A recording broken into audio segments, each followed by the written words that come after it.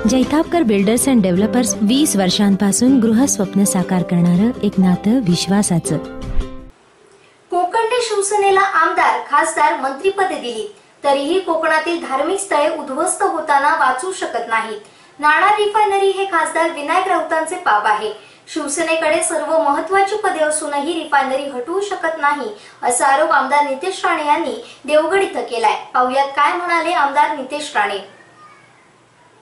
ज्या ग्रीन रिफायनरीला पहिल्या दिवसापासून इकडच्या जनतेने विरोध केलेला आहे, जवळपास 100% लोकांनी आपले ह्याच्या विरुद्ध प्रस्ताव किंवा पत्र राज्य सरकार आणि केंद्र सरकारपर्यंत पोहोचवलेलं आहे। स्वतः माननीय मुख्यमंत्री एका बाजूला बोलतात की आम्ही हा प्रकल्प कोणावर लादणार नाही, तरीही सातत्याने वेगवेगळे रिफायनरीचे समर्थक असतील, नेते मंडळी असतील, त्यांचे अधिकारी असतील, वेगवेगळ्या कार्यक्रमामध्ये येतात आणि रिफायनरीचं समर्थन करतात। ही रिफायनरी आल्यावर किती समृद्ध येईल, किती नोकऱ्या उपलब्ध होतील ह्याबद्दलची माहिती देतात।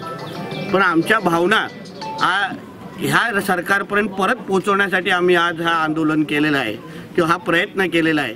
आमच्या इकडे असलेले 32 धार्मिक स्थळं, त्याच्यामध्ये मंदिरं आहेत, मस्जिदी आहेत, बौद्ध विहार आहेत आणि चर्च आहेत, हे सगळी धार्मिक स्थळं ह्या ग्रीन रिफायनरीमुळे उद्ध्वस्त होणार आहेत।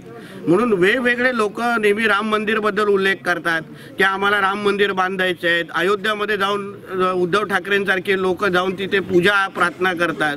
अहो, ज्या कोकणी माणसांनी तुम्हाला आमदार, खासदार, मंत्रिमंडळ आणि ही सत्ता दिली, त्या कोकणातल्या भूमीतली जे आमची ही मंदिरं आहेत, धार्मिक स्थळं आहेत, त्यांना तुम्ही वाचू शकत नाही, तर तुम्ही राम मंदिर बांधायला का निघालेला आहात? हाच आम्हाला ह्या माध्यमातून प्रश्न द्यायचे आहेत, प्रश्न मांडायचा आहे। आमच्या सगळ्यांच्या भावना आज ह्या मंदिराच्या मुळे इथे आडलेल्या हे आहेत, मंदिराकडे भावना आहेत आमच्या। जवळपास 3.5 वर्ष जुनी असलेली ही मंदिरं आहेत।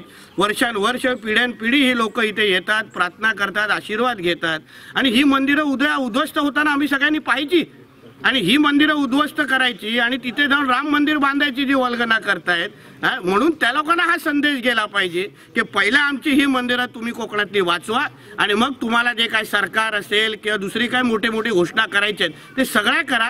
हेच आम्हाला हा संदेश या निमित्ताने द्यायचा आहे। त्यांचे जे आमदार निवडून आणलेले आहेत, त्यांना जे खासदार निवडून दिलेले आहेत, मंत्रिमंडळ आज सत्तेमध्ये असलेली जी शिवसेना, ह्याच्यामध्ये बहुसंख्य आमदार हे कोकणातले आहेत, जे मुंबईमध्ये राहतात, कोकणामध्ये जन्म झालेले आहेत। आज कोकणातले ही जे मंदिरात अगर हे लोक शिवसेनेवाले वाचू शकले नाहीत, ते उद्ध्वस्त होताना अगर हे लोकांनी पाहताना हे लोक बसले, तर मग दुसऱ्या यांच्याकडून आम्ही काय अपेक्षा करायच्या?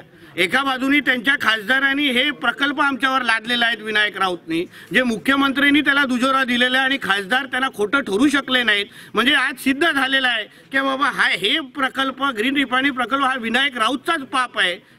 म्हणजे आज सिद्ध झालेलं आहे की बाबा हे प्रकल्प, ग्रीन रिफायनरी प्रकल्प हा विनायक राऊतचाच पाप आहे।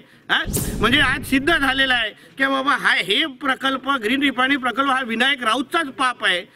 दुसऱ्या बाजूला त्यांचाच नगराध्यक्ष बबन साळगावकर सावंतवाडीचा, तो वारंवार बोलतोय की आम्हा लोकांना ग्रीन रिफायनरी पाहिजे। म्हणजे हे सगळं पाप शिवसेनेचंच आहे।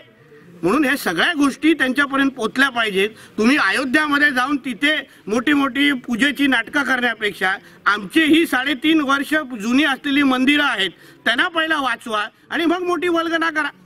आमच्या समोर भाषणं देऊन आम्हाला अगर चुकीची माहिती देत असाल, अहो ज्या नोकऱ्यांबद्दल हे बोलतायत त्या सगळ्या कॉन्ट्रॅक्टच्या नोकऱ्या आहेत। तुम्ही सांगा ना, जटारचा मुलगा करेल का स्वीपरची नोकरी?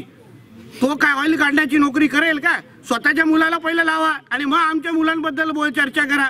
अहो, आज आमच्याकडे आंबा, काजू, भात, मासेमारी, पर्यटनाच्या माध्यमातून आम्ही सुख समृद्ध आहोत। आम्हा लोकांना जास्त चांगले पैसे कमवतो आणि हे सगळ्या गोष्टी उद्ध्वस्त उद्या करून आम्ही त्या स्वीपरच्या नोकऱ्या करायच्या, ऑइल साफ करण्याच्या नोकऱ्या करायच्या, आमचे म्हणजे कॅन्सर असेल, अस्थमा असेल, असे सगळे रोगराई आमच्या इथे कोकणामध्ये आणायची आणि ह्या सगळ्या गोष्टी उद्ध्वस्त होताना आम्ही पाहायचं। म्हणून ह्या सगळ्या गोष्टी उद्ध्वस्त होताना आम्ही पाहणार नाही, हा संदेश या माध्यमातून आम्हाला द्यायचा आहे। जमीन अधिग्रहण थांबवणं म्हणजे काय प्रकल्प रद्द करणं नाही आहे। म्हणजे तुम्ही आम्हाला पहिलं नोटिफिकेशन दाखवा, रद्द करण्याची नोटीस ह्या लोकांच्या मध्ये जाहीर करा, तरच आम्हाला तुमच्या शब्दांवर विश्वास आहे। जसा हा खासदार बोलला होता ना की बाबा मुख्यमंत्र्यांवर मी हक्कभंग आणणार, कुठे गेला त्याचा हक्कभंग? म्हणजे मुख्यमंत्री जे बोलत होता हा ह्याचाच पाप आहे विनायक राऊतचा.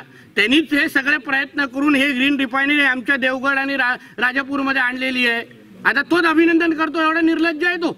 माझं म्हणणं आहे की पहिले नोटिफिकेशन दाखवा, पत्र दाखवा, तरच आम्ही तुमच्यावर विश्वास करणार. आता शिवसेना विरोध का करते असं तुम्हाला वाटतं? काय ते शिवसेनेने आणलं असं तुम्ही म्हणताय, मग शिवसेना विरोध का करते असं वाटतं? पायाखालची वाळू सरकलेली आहे. त्याला कळलेलं आहे की हे सगळे जनतेला त्यांचे खरे चेहरे दिसलेले आहेत. आता पदं वाचवायची आहेत, निवडणुका येत आहेत. माझं म्हणणं आहे की तुम्ही पहिला प्रकल्प आमच्या डोक्यावर लादला, जनतेचा विरोध समजल्यावर तुम्हाला का मग तुम्हाला त्याला विरोध करायचा का? तुम्ही जनतेवर च्या बाजूनी जायला लागलात. पण मुळामध्ये तुम्ही हा प्रकल्प आमच्या डोक्यावर लादला कशाला?